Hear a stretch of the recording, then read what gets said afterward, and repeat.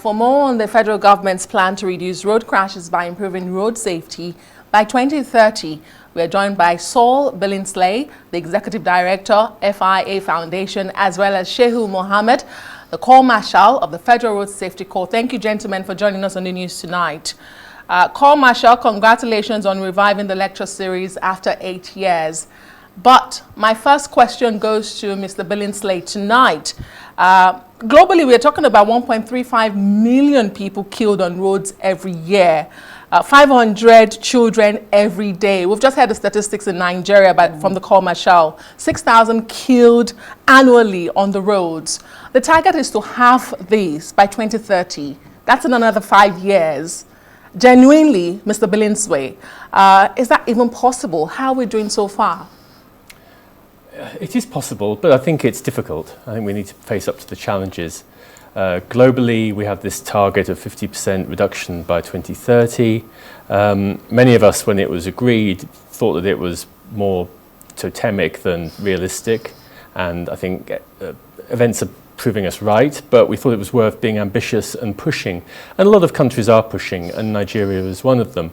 And I think one of the most important things you can do in order to try and reach the target is to recognize, the reality of the situation you're in and understand the challenges that you face and where there are shortcomings. And I think the Federal Road Safety Corps and the Nigerian government are doing that. They're being honest and realistic about the issues that they face, where they have gaps in their knowledge or their capability. And you go to some countries, I go to lots of countries, and you don't see that. You see people sort of covering their eyes and hoping for the best. So I think that is an important part of the process, and it's encouraging. Yes, indeed. Let me bring in the Corps Marshal, Shehu Mohammed. 5,000 deaths annually, 31,000 injuries only from Nigeria alone. What exactly is responsible for these high numbers that we're recording in Nigeria, in spite of what may be efforts by your agency, the FRSC? Well, viewers, it is possible to reduce, and it is surmountable. There are so many factors. One of the major factors is the human aspect of it, that is the human factor. The driving culture of our drivers. They lack the training, the required and adequate training to drive in environment like Nigeria, where we have a larger population, where there is a little bit of illiteracy, a little bit of poverty, and therefore that really contributes to the growing fatality and injury that is going on our roads. So what exactly is the FRSC doing? Where exactly are the challenges, especially when it comes to compliance and enforcement? Of course, we have been doing our best, pushing for enforcement, pushing for training and retraining of our personnel to be able to sensitize, do public education. Because if we are able to get the public education right, telling people what to do, how to obey traffic rules and regulation, how to use the road properly, how to do safe driving, how to imbibe safe driving culture, I think we can get it right. Right now, government is doing well in terms of funding, in terms of infrastructure, in terms of even using technology. FRSC is using more of technology now to be able to drive our processes and also to do the enforcement. What we require more is sensitization. The main issue now is the mixed loading. Mixed loading is where passengers use trucks and animals and goods to travel from one location to the other. Whenever there is a crash, we have several fatalities. In fact, one crash, the crashes are reducing, but then the fatalities are increasing because of the mixed loading of passengers and goods, moving on trucks and lorries and, so many other, vehicles that convey overloading. So the main issue now is for us to be able to continue to educate people, to educate the citizens on the proper use of this road and then obeying the traffic rules and regulation.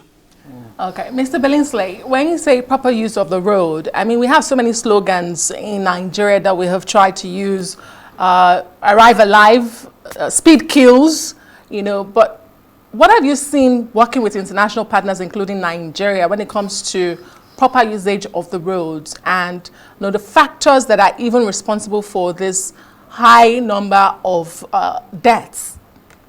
Well, I think if you want people to use the roads properly, there's two key things you have to do. Yes, you have to train people, you have to raise awareness of why it's important not to speed, why it's important not to drink drive, why you should always be wearing your seatbelt or a decent standardized motorcycle helmet. Those are all things that we should be explaining to people, and enforcement agencies like the Federal Road Safety Corps have a vital role to play in effective enforcement and in effective awareness raising.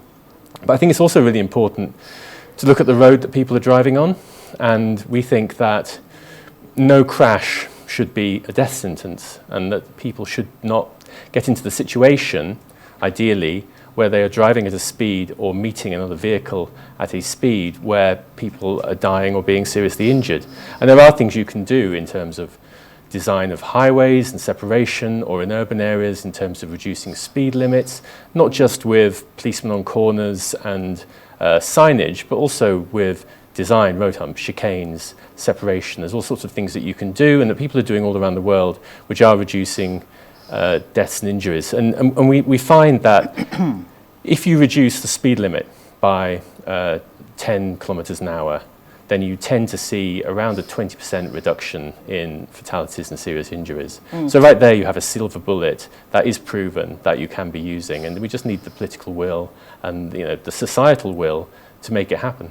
Right, let me comment there. Because let me ask you, in Nigeria, when you have potholes and bad roads, they say it's a causative factor for those crashes. But then again, some will say when you have the smoother roads, then drivers just think it's their ticket to a Formula One race. You know, so how then do you ensure speed limiting? There was the speed limiter device, you know, that was brought up by the Nigerian government under the FRSC. Perhaps Marshal will speak to that. But I mean, practically, Billingsley, how do you effectively limit the speed on these roads? Well, you can limit speeds via the vehicle. So in Europe now, they've just introduced compulsory intelligent speed assistance, which is a technical solution inside the car, which tells drivers if they're driving over the speed limit in urban and areas where people are living, residential areas. For bigger trucks, I know you have a big problem with trucks here in Nigeria, you can have speed limiters on the cars. A lot of this has to do with corporate action. If you find that companies, you know, are not getting prosecuted when their drivers are getting killed or are killing other people, then they're really getting a blank check to carry on doing it. So we need to address the corporate fleets, we need to address the minibus fleets and make sure that they're well-maintained vehicles, that they are have speed limiters where possible, and that the drivers are trained. And those are all things that you can do to focus. And then for the road infrastructure itself, there are things you can do to improve safety. You can separate traffic, which I know you do a lot here in Nigeria. You can give signals to drivers about how fast they should be going. If they see an open road, and you're quite right, if you have a smooth asphalt surface with no potholes, then people are going to go faster. And those are the most dangerous roads. And what we're seeing at the moment across Africa is as roads get upgraded, but local communities aren't catered for, you're seeing astronomical increases in the number of people being killed and injured. It's unsurprising, and it's reflected in what happens in other parts of the world. Let me bring back in Shehu Mohammed, the call Marshal, FRSC. In a report there, we heard Saul Billingsley actually say that road safety lies with government. And I would like to ask you very quickly, what exactly do you need government to do to improve the situation with road safety? Well, it's clear that it's some claim bad road are the causes of road traffic crashes, but in our country, it's the reverse. Good road are the one causing the crashes. While government is making effort to provide good roads and also rehabilitate the bad ones. Then the drivers are also using that avenue to also speed.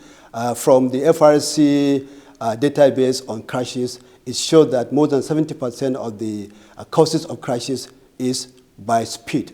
Virtually what we need to do more is to also extend the use of limiting device to also the private vehicles. As of today, the commercial vehicles are being, we're enforcing the use of limiting device to reduce speed. We have not gone to using the private vehicles, but I think what we need to do more now is to also extend it to using the private vehicles, private owners to also use speed limiting devices on their vehicles. That can really drastically reduce the speed and also reduce the road traffic crashes in this country. All right, I have to say thank you very much, gentlemen. Shehu Mohammed is the Corps Marshal, Federal Road Safety Corps, and Saul Billingsley is the Executive Director, Fédération Internationale de l'Automobile.